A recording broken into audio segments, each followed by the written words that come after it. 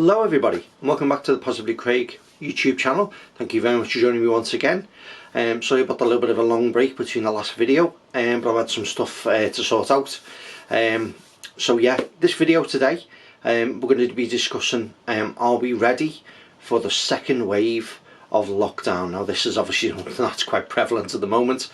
We've all got our opinions on it, or obviously have our thoughts on it.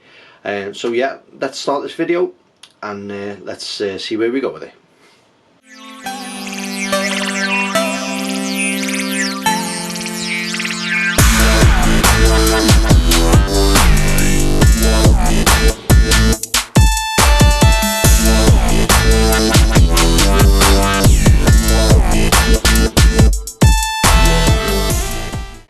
Here we go again, about to start the second wave of lockdown. Now, we knew it was all coming, we knew it was on the cards. It's quite prevalent out there, especially now the cases have actually gone up quite exponentially.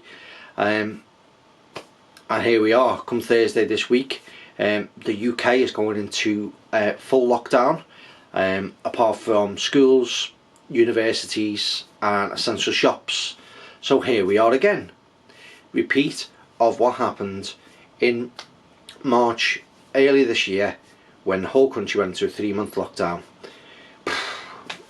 What can we say? What can I say? You know, we've all seen this coming. We all knew it was going to get bad. We all knew it was going to get worse. But have we acted the right way? Have we been responsible by social distancing, following the rules, following the guidelines when it comes to making sure that we don't spread this virus? Obviously not. Now, I know the majority of people out there are probably going, well, you know, I've stuck by the rules. I've not flaunted them. I'm not having house parties. I'm not having loads of people around to my house. But there is, unfortunately, a majority of people who are flaunting this, and they have been. It's just got to the point now where it's just ridiculous. You know, we've literally just been through Halloween. And he was even on the BBC News. They did their broadcast just before the Prime Minister's speech from Liverpool on Halloween, and he was basically, there was people next to him and they were saying, you know, regardless of whether or not there's COVID, it's Halloween, we're still going to have house parties, we're still going to enjoy ourselves. That is why we are in the predicament we're in. This isn't a way that, you know, that the government want us to stop having fun. This isn't something that is personal in that respect. You know, this is a very serious virus. A lot of people are dying from it. We have a responsibility to our family, our friends, to try and protect each other, try and follow the rules and make sure we're safe, because, you know, if the longer this goes on, the longer we can't see the people we love and the people we care for. We can't have that contact, we can't give them a hug, we can't, you know, be anywhere near them. So why are we doing this to ourselves? Why are we causing this problem to get worse? Now this is what I want to talk about.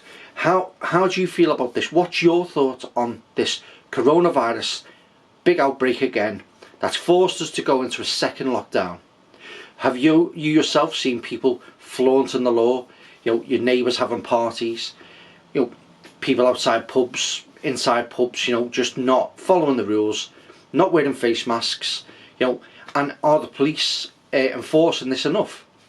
Now I know from where I stand, obviously you know, it's the law that we all wear masks in shops. If you work in a shop, I know I've had to wear mine.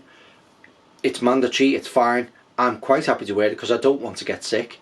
It is one of the things that a lot of people do suffer with, is if you wear glasses and you have to wear a mask, it's almost impossible to pretty much see. It's ridiculous, but you know, you try to get used to it, but can you really?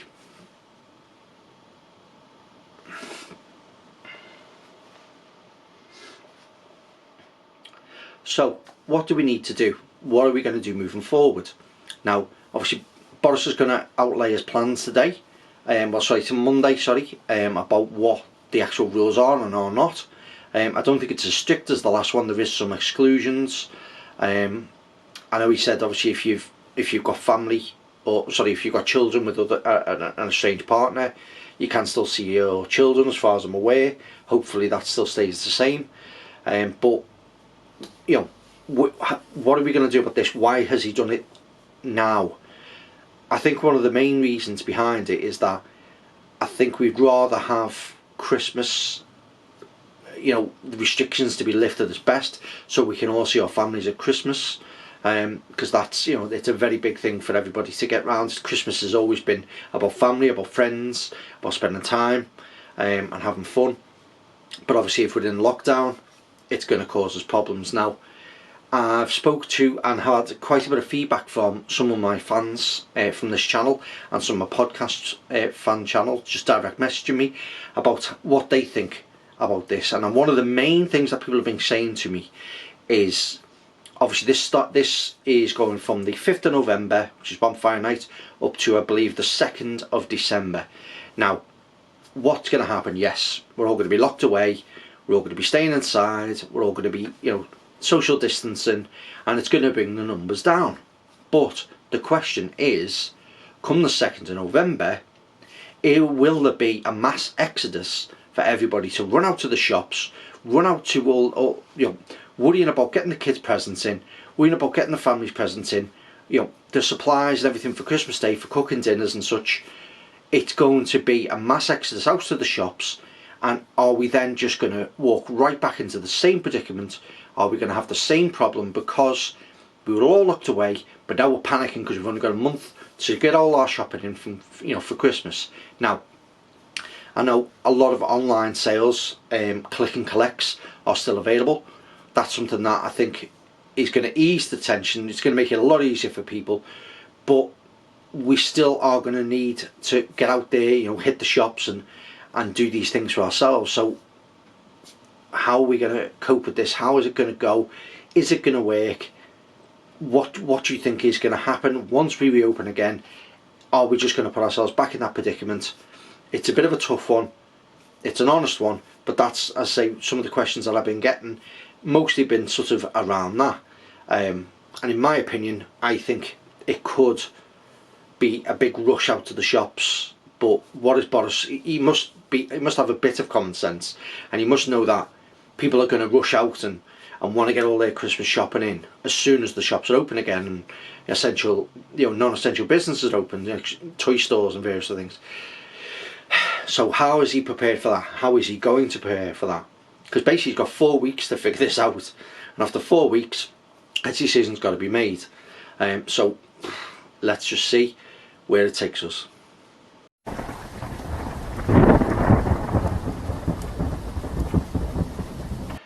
So, another question I got asked in regards to this, because I know I've done a few videos about COVID. I'll put a few video links up here just so you guys can see what my videos are. Obviously, if you do search them on my channel, you will be able to find them and watch them in their entirety. I've also done one on the podcast as well. Make sure you go onto there. It's Positively Craig Podcast. You can get on Anchor, Spotify, iTunes, lots of different things. So yeah, anyway, let's get back to this. Another question that I've been asked is, you know, where do we stand in regards to money? Now, you know, it's not a question they're asking me, it's a question that people are worried about. You know, I'm not a politician, I'm not best mates with Boris, you know what I mean? But people, you know, do talk to each other. It's important, and a lot of people do sort of share their information with me, because I've sort of got a voice, I've got a sort of stage to sort of discuss this, obviously with you guys out there. You know, and I appreciate you guys tuning in, thank you very much. But one of the big things is furlough. Now, he has stated that we're all going to get furlough, but what does that mean? Last time we got 80%. I'm waiting to see what percentage it's going to be this time, because from what I gathered, after the actual initial furlough event was coming to an end, and it was sort of just carried on for certain sectors, there was announced in the news £512 million of unused furlough money that employers had claimed and not used, been put back into that kitty. So as far as the BBC News are aware, when they stated that, so there's £512 million of furlough money been put back in, so that's sitting there now. So that could be used towards obviously helping us out. But what percentage are we going to get? I've heard rumours, and they are just rumours, that it's going to be about 67%. But what is it going to be, and how much of effect is this going to be on our livelihoods and our way of living? Because 67% is great to be given by the government. I'm not knocking that, but if you're stretched with your budget, if you pay high rent, if you have large outgoings, maybe 67% isn't enough to cover all your bills. So where do we stand with that?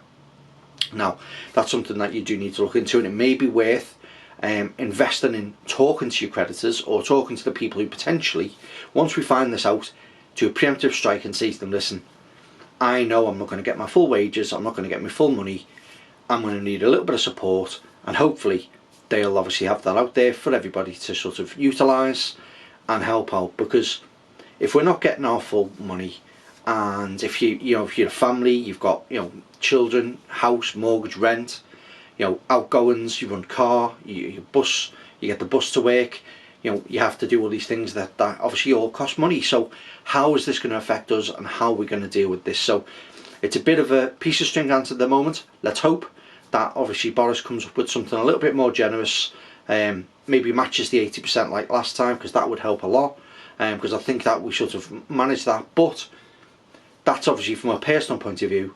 How is it going to affect us from a business point of view? Now, I know there's lots of little shops out there which I think have helped benefit a little bit from the large supermarkets and stuff, which have stopped selling non-essential goods. So the small shops do benefit from that, and do obviously gain their profits. So I applaud the big, the big, like the Asda's, the Tesco's, the stuff like that, that have took them off the shelves to help the smaller businesses. So I think that's fabulous.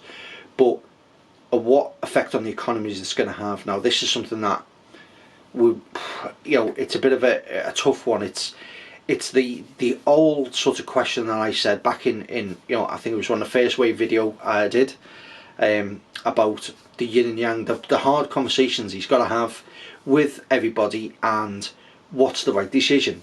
Does he leave us all to carry on going back to work, but then sickness, deaths are rising? Or does he order a lockdown like he has, but then that puts small businesses at risk, some large businesses, but also household incomes, and obviously being able to sort of get out and have that sort of freedom that we've been lucky to have in the past before coronavirus, but we're back in that again. And it's only because, in my opinion, it's only because we've not followed the rules right. Now, I got a little bit of information sent to me about it. I think it's Wuhan, China. I may be wrong, don't quote me on that. That when they come out of sort of the lockdown, they started being really regimental. And as I say, these facts may not be absolutely correct, but from what I heard, when they looked at where it obviously sort of came around, that area came from, apparently, they said that the cases had gone down to say 12. I think it was 12, and then the next day gone down to 6 cases. Now, they realised that if they don't do it correctly, if they don't do it the right way, it's going to spread again. And they have managed to pretty much almost eradicate the COVID crisis in their part of the world. So it shows it can be done. It shows if you do it correctly, and we all stick to the same guidelines, we can get through this, guys. So let's maybe be a little bit stronger on this one. Think about what we did last time. We came out of lockdown. Did we go, right, we're back, we're free again, let's all get out there and flaunt the rules? Or do we take this second lockdown as this is a time for us to try and get this right this time? This is a time for us to try and do it the right way, so we're not going to be in trouble in the winter, because in the winter months it's going to be a lot worse according to the figures on the news. And you've got to think about the family, the friends, the loved ones that we have, and are we looking after them? Are we doing the best thing for them? We need to do the best thing for them. So This is just my opinion, obviously, on this video. You know, I have answered some of the feedback I've had, but I felt it was important that I do get a little message out there to you guys, because I know, you know, a lot of people have wanted to know my opinion, because you know, I've got that platform to do it on, and I hope this has helped. I hope this has maybe give you a bit more clarity, because it's something that, you know, I have been wanting to do, but I've waited just in case we did go into the second wave, and here we are.